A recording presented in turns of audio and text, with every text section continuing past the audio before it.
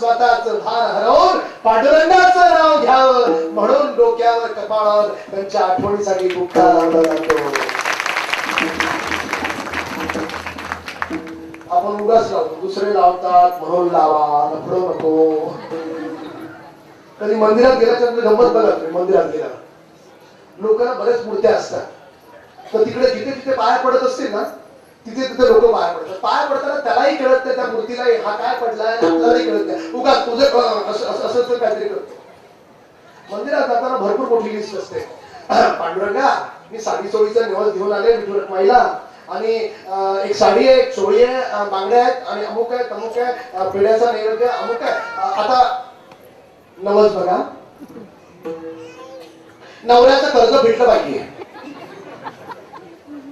बरेच वेळ झालं घर डबल करायचे, नगरसेवक पैसा मागेल, आमदार पैसा मागेल, तो मागितला नाही पाहिजे. मुलाला नोकरी व्यवस्थित लागली पाहिजे, 10,000ची आली होती 15,000ची लागली पाहिजे. फ्लॅट घ्यायचं बरेच दिवसापासूनचं स्वप्न आहे, फ्लॅट मिळाला पाहिजे, स्वस्तात मिळाला पाहिजे. इतकी प्रचंड मोठी लिस्ट देवाकडे घेऊन जातो आणि त्या लिस्टच्या समोर आपण देवीला सांगतो एवढं सगळं झालं तर मी तुला काय देईन, 150 रुपयाची साडी, 100 रुपयाचे पेढे, त्यातला एक पेढा तुला, बाकीचा तुझ्या नावाने आम्हालाच. किती लबाड असतो की बघा. अरे देव जर कशाचा भुकेला असेल तर भक्तीचा भुकेला आहे.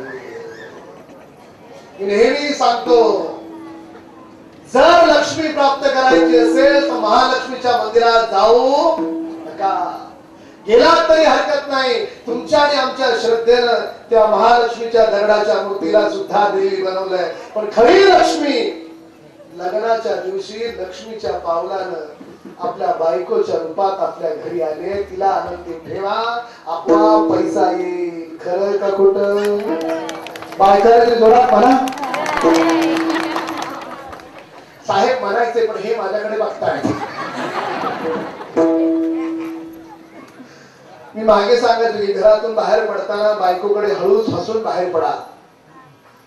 नंतर हळूच कळलं की घरातून बाहेर पडल्यावर सगळे लोक आजूबाजूला आधी हसतात. नंतर मग मी सांगायला सुरुवात केली की बायकोकडे हळूच बाहेर पडताना हसून बाहेर पडा. अट एवढीच आहे की ती बायको आपली स्वतःचीच असली पाहिजे. गीता भागवत करीती श्रवण, अखंड चिंतन विठोबाचे. चिंतन कसं असावं? चोखा वेळा काम करत होता, मातीच्या ढिगाऱ्यावर नाचत होता. बायकोनं सांगितलं मी बाहेर जाऊन येते, माझ्या लेकराची काळजी घ्या.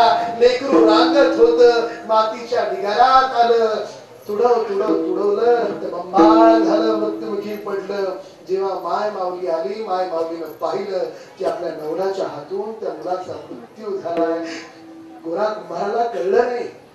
गोरा कुंभार पांडुरंगाचं विठ्ठलाचं नाव घेत होता आणि जो माणूस स्वतःच ध्यान हरपून सगळं काही विसरून काम करायला लागतो त्याच दिवशी पांडुरंग आपल्याला भेटत असतो. असं चिंतन पाहिजे. कसं? अखंड चिंतन. विठ्ठला विठ्ठला.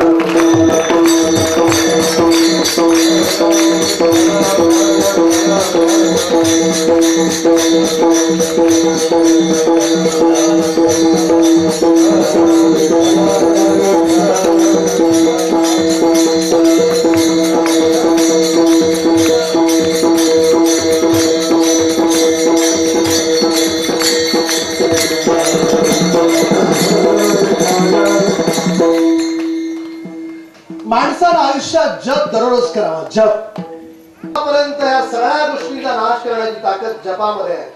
आपण 108चा जप करतो माहिती ना, 108 माळा करतो. प्रत्येक बाईनं जप आपल्या श्वासासोबत करावा. जर तुम्हाला पैसा पाहिजे तर श्री सुक्त दररोज 16 पाठ करा संस्कृत मध्ये. जर तुम्हाला अत्यंत डोक्यावर कर्ज आहे, विष्णूची पूजा रात्री 12 वाजता घरी व्यंकटेश स्तोत्र आणा. रात्री 12 वाजता व्यंकटेश स्तोत्र वाचा. घरामध्ये नवरा बायकोची भांडणं आहेत, सासू सासूची भांडणं आहेत, खूप कर्जाचा डोंगर आहे, खूप त्रासात आहात, ओम ऐं ह्रीं क्लीं चामुंडाय विचे हा नवार्ण मंत्राचा जप सुरू करा. मी फार मोठी गोष्ट सांगतोय. इथे बसलेली बाई जर 2 वर्षाच्या नंतर अमृतनगरच्या फ्लॅट मध्ये दिसली तर मला आश्चर्य वाटणार नाही. एवढी मोठी ताकद या जपात आहे. आणि जर केलं नाही तर धारावीला गेली तरी आश्चर्य वाटणार नाही. आता करते. आणि मी देवाचंच नाव घ्यायला सांगतोय. आणि माझ्या घरी गेला पूजा कशी करायची शिकून घ्यायचं असेल, जप कसं करायचं शिकून घ्यायचं असेल, ध्यान कसं करायचं शिकून घ्यायचं असेल तर दर गुरुवारी सकाळी मी 11 वाजेपर्यंत माझ्या घरी लोकांना रुद्राक्षाच्या माळा वाटतोय, जप करायला शिकवतोय, ध्यान करायला शिकवतोय. शास्त्री भावांनी मला सांगितलं की रामकदम तुम्ही चांगलं करताय. कारण एखाद्या आईला मी जप करायला शिकवलं आणि तिनं ते जप करायला सुरुवात केली. आनंद कुणाला वाटेल? पांडुरंगाला. मला पुण्य मिळेल की नाही मिळेल? मिळेल का नाही मिळेल? म्हणून ज्याला कुणाला शिकायचं असेल दर गुरुवारी माझ्याचकडे नाही, तुम्ही शास्त्री बुवांकडे जा, नटाडे महाराजांकडे जा, कुणीही चांगला माणूस तुम्हाला शिकवेल. पण जर स्वयंपाक करताना समजा नवरा गेला किचन मध्ये, करू शकतो का वरण भात? करेल ना. भाताचा रंग पांढरा असतो, नवऱ्याने केल्यानंच काळा झालाय. सांभाळून घ्या. त्याची पद्धत आहे, जप करण्याची पद्धत आहे. आयुष्यामध्ये मागे सुद्धा कीर्तनामध्ये मी सांगितलं की 5 गोष्टी करा. 5 चमचावर साखर आणि रवा एकत्र करून दररोज झाडाच्या मुंग्याला टाका. हजारो मुंग्या खातील. हजारो मुंग्यांनी खाल्लं ते हजारो आत्मे आशीर्वाद देतील. पाप आहे का पुण्य? जोरात बोलायचं. पाप आहे का पुण्य? चमचावर साखर जर प्रत्येक आईने दररोज झाडाच्या मुंग्याला टाकली, हजारो मुंग्या खातील. हजारो मुंग्यांनी खाल्लं त्याचं पुण्य चित्रगुप्ताला वर बसल्या बसल्या तुमच्या वहीवर लिहावं लागेल. रुक्मिणी बाई आज 1000 मुंग्यांना रवा आणि साखर खाऊ घातला. वाणी कसं लिहितो? 10 किलो तांदूळ घेऊन गेली, पैसे दिले नाहीत. ते बोलली असं मागे पण बोलली होती. चित्रगुप्तानं तुमच्या अकाउंटवर पुण्य लिहिलं. याला म्हणायचा भूत यज्ञ. घरी आलेल्या माणसाला नवऱ्याने सांगितलं चहा बनव, पोहे बनव, नाक न मुरडता गपचूप बनवायचं. कदम साहेब तुम्हाला बोलायला काय जातं? मला माहित आहे मी घर कसं चालवते महागाईच्या दरम्यान. पोहे जमले नाही तुझ्या पर घोडवर चहा तरी पाजा. कारण हे जर आपण दिलं तर तो झाला मनुष्य यज्ञ. दर महिन्याला मी 60 ते 70 हजार रुपयाचे लहान मुलांना चॉकलेट वाटतो. पूर्ण महाराष्ट्रभर वाटतो. का वाटतो? मनुष्य यज्ञ. ती लहान मुलं चॉकलेट खातात, आनंद देतात. अंतःकरणातून आशीर्वाद आहे का वाईट आहे? पुण्य. मनुष्य यज्ञ, भूत यज्ञ. तुम्हाला माहिती आहे आपण घरात लक्ष्मीचे दिवे का लावतो? दिवे लावतो घरात. अखंड दीप का लावतो माहितीये? देवतांचं मुख अग्नी आहे. अग्नी देवतांचं मुखम असा एक संस्कृत श्लोक आहे. आणि घरात जर अखंड दिवा ठेवला तर जे सूक्ष्म जीव आहे, प्रेत योनीतले जीव आहेत ते जवळ येत नाहीत. त्या घरामध्ये शांती नांदते. आणि त्या तेलाच्या दिव्यामध्ये किंवा तुपाच्या दिव्यामध्ये जर तेल असेल, तूप असेल तर ते देवता अग्नीच्या माध्यमातून प्राशन करत असतात. त्याला म्हणायचा देव यज्ञ. काही नुकसान आहे का?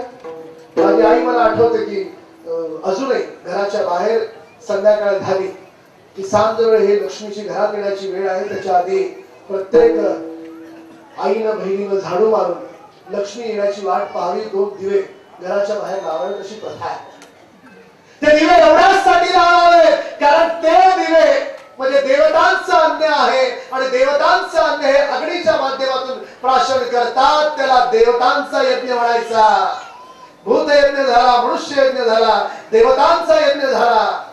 मुंबईत गाई मिळत नाही पण दिसली तर धावत पडत तिला कोरभर भाकर खाऊ घाला. तर गाईला खाऊ घालण्या इतकं पुण्य, मोठं पुण्य या जगात कुठलंच नाही. त्याला म्हणायचं ऋषी यज्ञ.